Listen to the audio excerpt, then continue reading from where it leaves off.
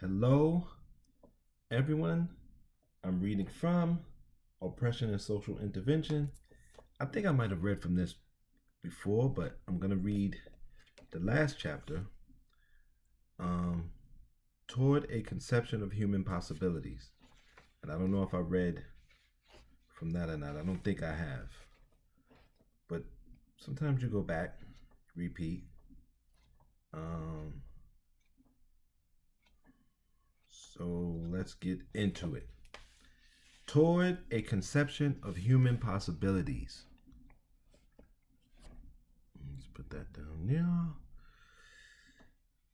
Each age writes its own epitaph, indeed creates its own eternity, with respect to how it conceives of man and how it conceives of change. We, either as heirs or as participants in this timeless process, must assume the responsibility for defending, changing, or destroying that which we have inherited or wish to bequeath to others. It would not be unfair to state that in the final analysis, humankind defines itself through the societies it chooses to allow. To be born and to live, and those it decides must be killed. That's very important because we're all allowing what's happening to happen. We all allow poverty. They create it. We allow it.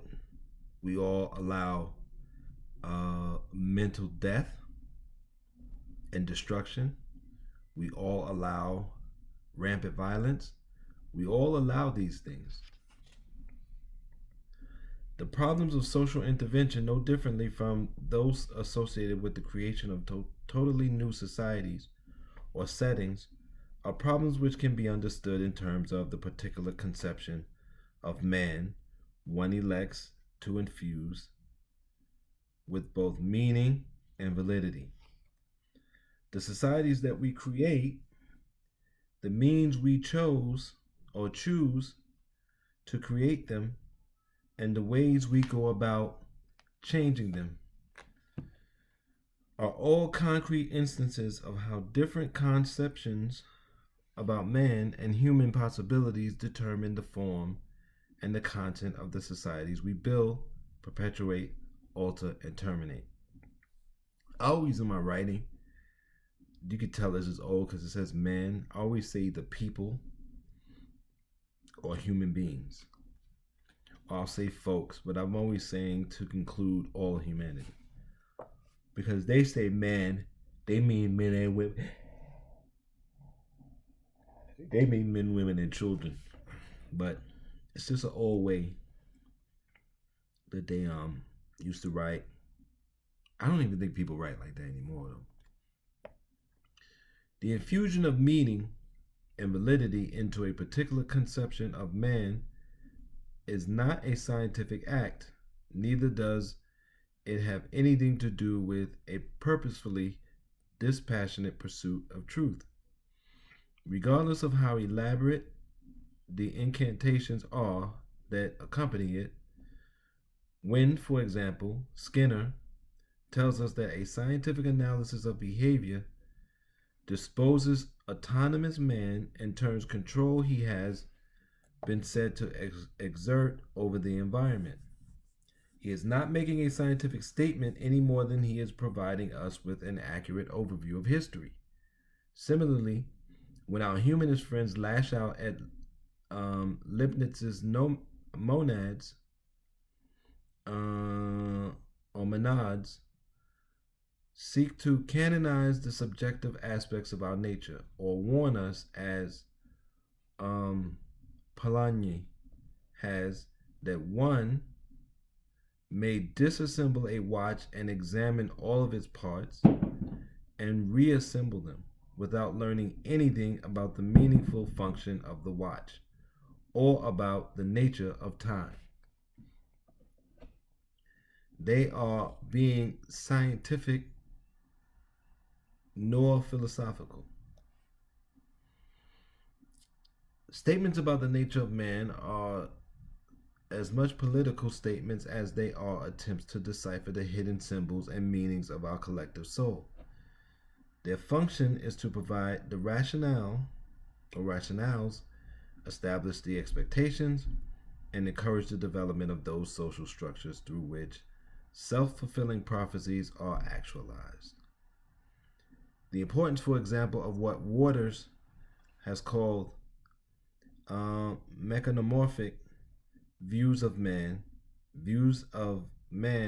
which hold that the human being is essentially a reactive processing apparatus driven by built-in instincts, physiological drives, and imprinted habits, is the legitimacy they lend to those like Skinner, for whom a society essentially led and managed by elitists represents both the ultimate form of civilized living and the highest expression of social purpose.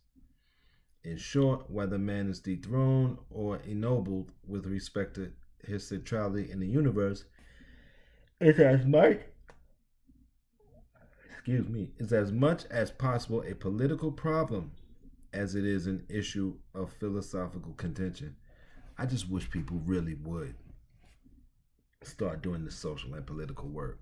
It's not difficult, and it needs to be done. Because the political class has to be one of the most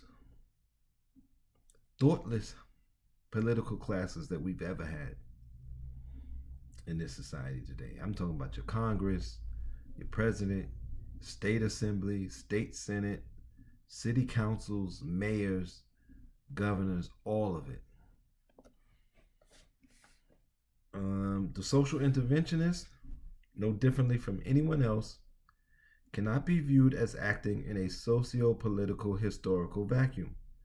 The process and goals of social intervention to take on their meaning as much from the future as from the past. The importance of what has been called a conception of humankind is that it provides a semblance of continuity to the social interventionist enterprise.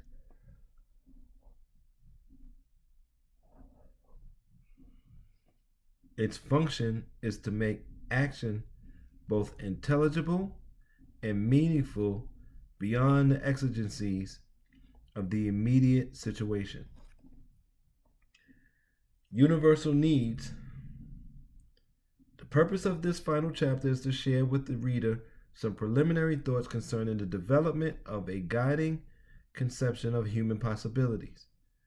Unfortunately, the problem with most such attempts is that they lend themselves to the propagation of universal need theories based on the hierarchical ordering of needs and their sequential fulfillment over time. Maslow's holistic dynamic approach to personality, for example, is one such theory, in that it posits an unfolding process in which the lower order needs, physiological and safety needs, must be satisfied before the higher needs, self-actualization and aesthetics needs, become either prepotent or assume a position of greater urgency in a motivational hierarchy that distinguishes the human condition. These universal needs are not presented here as a theory which seeks to account for the general development of personality. Rather, the term universal needs is used to connote the conditions towards which human organisms strive or is inclined independent of age, level of sophistication, or stage of development. The unfolding process, therefore, is not defined as a sequential process whose beginning and end are tied to the different drives or symbolized by qualitatively different kinds of satisfactions. Quite to the contrary, the human condition is its possibilities, and these possibilities, or universal needs, set humankind apart from all other forms of existence. And the experience of these possibilities is the essential the essential unchanging mandate of our mode of being in the world. Um, Universal needs: food, access to food, clothing, and shelter. I was just thinking about this today. There was a time when human beings could just go and pick food or take food and grow it in a little small plot and feed themselves. But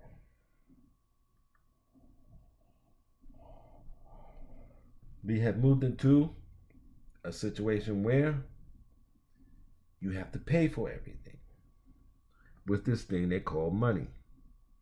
What is money based on? Nothing. But the power of the people who hold it. And if you take stuff without paying for it, you can be shot or these guns put in your face. That hasn't happened yet, but it doesn't mean that it won't happen at some point in the future.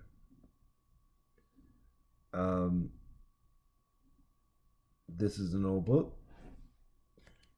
And I think I also found this where I found the essay, the book with the essay in it about the slave life cycle.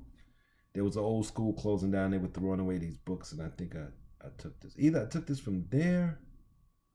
No, I got this from my mentor when I was studying psychology. And she gave me a few books she was getting rid of, and I think this was in that section. I believe that's where I got it. Or did I buy it from the library? I might have bought this from the library, but I know I got it from one of those places. There used to be a library in Brooklyn that would sell used books. They don't do that anymore, and it's unfortunate. There's a lot of books I wish even that they keep in the basement, and I wish they would sell some of those books. I would like to buy them. The way the budget cuts are going in New York City, they may get to a point where if the libraries are closed more often than not, maybe they'll start to sell books. We'll see. And in that case, if you ever have a library near you that sells books, you should create your own library if you have the space. If you do it digitally with PDFs, that's fine. It's fine. But you should always have a library, build a library. And if you do a digital library, make sure you keep it in more than one place. I'm old, so I do like the books, but I have read books on my phone and on my tablet. If you want to support this podcast, this station, you could do so directly. You can hit the links, or you can become a sponsor. Until next time, take care and be safe.